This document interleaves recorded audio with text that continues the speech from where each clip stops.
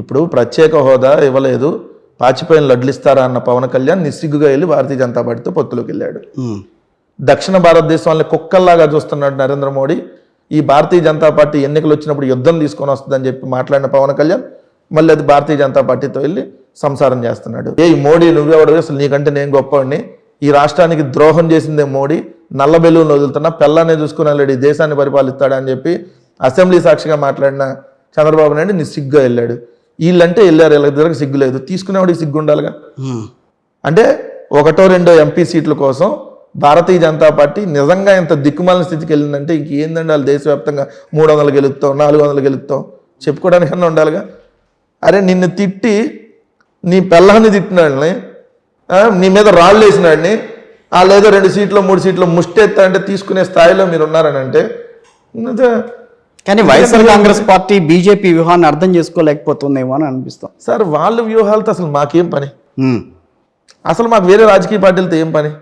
వాళ్ళు 3 వస్తారా 4 వస్తారా, బట్ పొలిటికల్గా అడుగుతారు కదా. మేము పార్టీగా ఉన్నప్పుడు డెఫినెట్లీ క్వశ్చన్ వచ్చినప్పుడు ఆన్సర్ చేస్తాం, అంతకు మించి అంతపో వాళ్ళు ఖచ్చితంగా ఒకటే అనేది ముందు నుంచి చెప్తున్నాం కదా. Okay, AP BJP Telugu Desam Janasena ఒకటిగా లేనిది ఎప్పుడో చెప్పమనండి. బద్వేలు ఉప ఎన్నికల్లో తెలుగుదేశం వెళ్ళి బీజేపీ తరఫున కూర్చుంటే సిగ్గు ఈ తెలుగుదేశం వాళ్ళకన్నా ఉండాలి, ఆ బీజేపీ వాళ్ళకన్నా ఉండాలిగా. వాళ్ళకెటు లేదు, వీళ్ళకెటు లేదు. ఇట్లాంటి వాళ్ళతో ఏందండి, ఇట్లాంటి వాళ్ళు మాకు ప్రత్యర్థులు.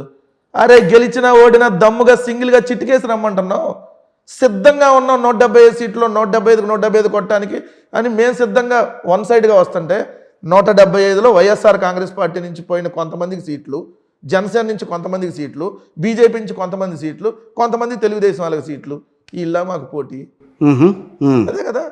అవతల పార్టీలో 4 పంచుకుంటున్నారు, మా పార్టీలోంచి వెళ్ళిన కొంతమంది జనసేన బీజేపీ ఇంకెవరిని వస్తే జై భీము లేదంటే ఆ పార్టీలు అలగొడతారేమో.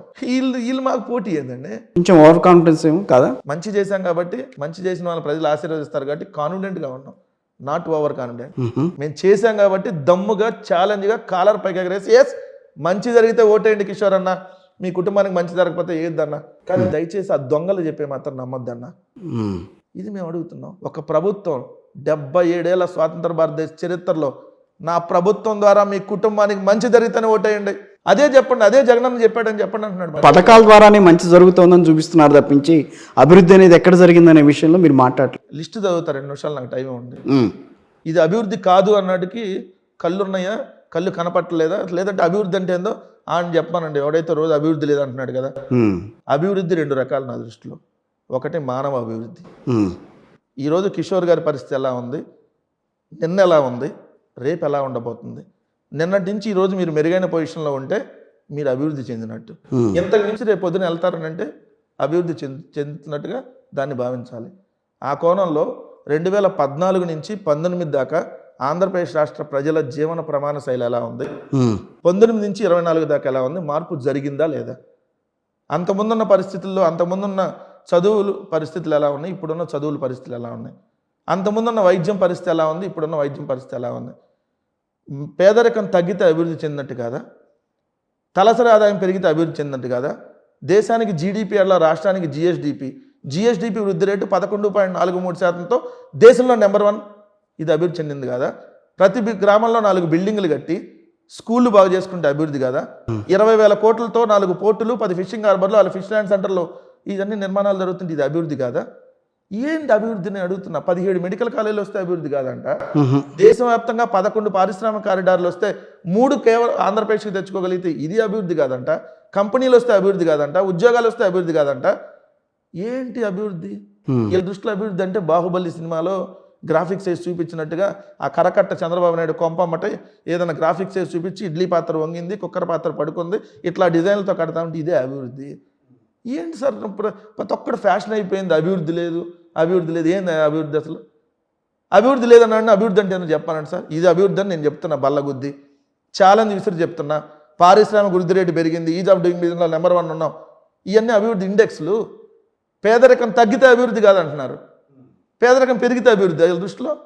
మరి మీరు ఇంత మంచి చేసినప్పుడు బీజేపీ లాంటి నేషనల్ పార్టీ మీతో పాటు ఉండాలి, కానీ పక్కన టీడీపీతో ఎందుకు కలుస్తుంది? మమ్మల్ని చాలాసార్లు అడిగారు, మేమే వెళ్తలేదు కదా.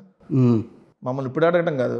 ఇదే 2014 ఎన్నికలప్పుడు తెలుగుదేశం జనసేన పొత్తు పెట్టుకోక ముందు బీజేపీ మమ్మల్ని అడిగింది, జగన్మోహన్ రెడ్డి గారు సున్నితంగా వాళ్ళు అడిగిందని నేను తప్పుగా చెప్పటం. మేము ఏ రాజకీయ పార్టీతో పొత్తు పెట్టుకోమని చెప్పాం.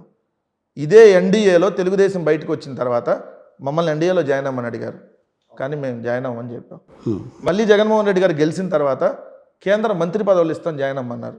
నేను ఏ రాజకీయ పార్టీతో పొత్తులు వెళ్ళనన్నా, నాకు లోపాయకార ఒప్పందాలు కానీ అట్లాంటివి ఏం లేదు. మీకు బిల్లులకు సంబంధించి దేశ ప్రయోజనాలను కాపాడే బిల్లులు, రాష్ట్రానికి ఇబ్బంది లేని బిల్లులు, కానీ ప్రత్యేక హోదా మాత్రం తెచ్చుకోలేకపోయారు. వాళ్ళకి ఫుల్ మెజారిటీ ఉంది, వాళ్ళకి లోక్సభలో ఫుల్ మెజారిటీ ఉంది. మీ దగ్గరే ఉంది, బోలంత మంది ఉన్నారు, 26 మంది ఎంపీలు ఉన్నారు, గట్టిగా అడగచ్చు.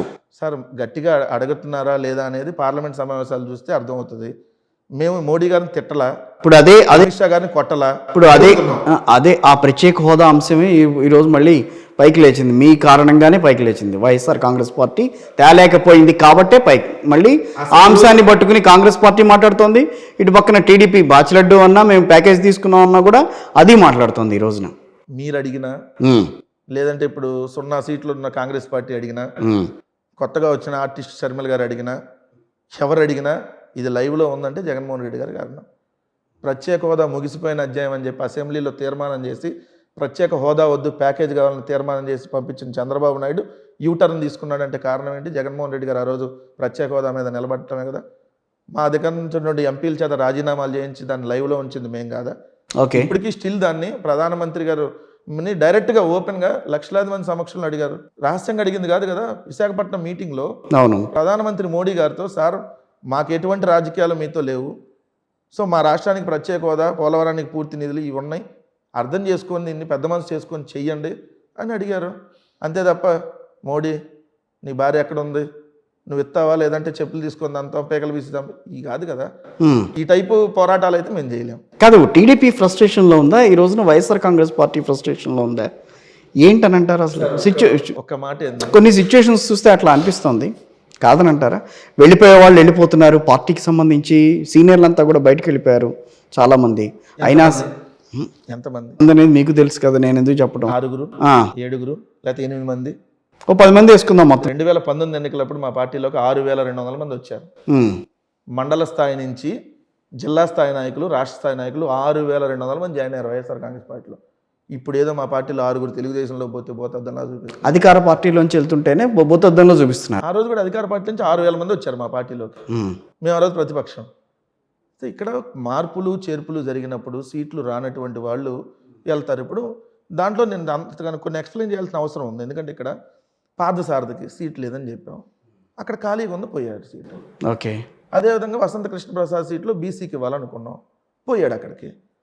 వేమిరెడ్డి ప్రభాకర్ రెడ్డి గారు వాళ్ళ భార్యకి సీటు కావాలి, ఇంకో 2 సీట్లు నేను చెప్పిన వాళ్ళకి కావాలన్నాడు. అన్న నువ్వు చెప్పిన వాళ్ళకి కాదన్న, నీ వరకైతే ఇస్తానన్నారు. లేదు నా భార్యకి కూడా కావాలి, అక్కడ తెలుగుదేశంలో 4-5 ఇస్తానంటున్నారంటే ఏమంటావు, 4-5 ఇస్తానంటే పొమ్మంటారు కదా. మాగుంట శ్రీనివాసానికి సీట్ లేదని చెప్పాం. అనేక సందర్భాల్లో బాలినేని గారు కూడా అడిగారు, లేదు చేయలేము ఈసారి అని చెప్పారు. సో ఇలా పోయిన వాళ్ళు ఎవరు?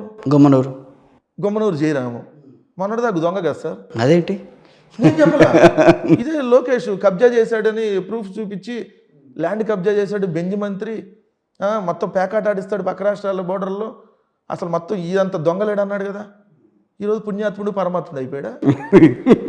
కదా సార్, రాజకీయాలు ఇవంతే, రాజకీయాలు. మరి ప్రజలకు తెలియదా సార్?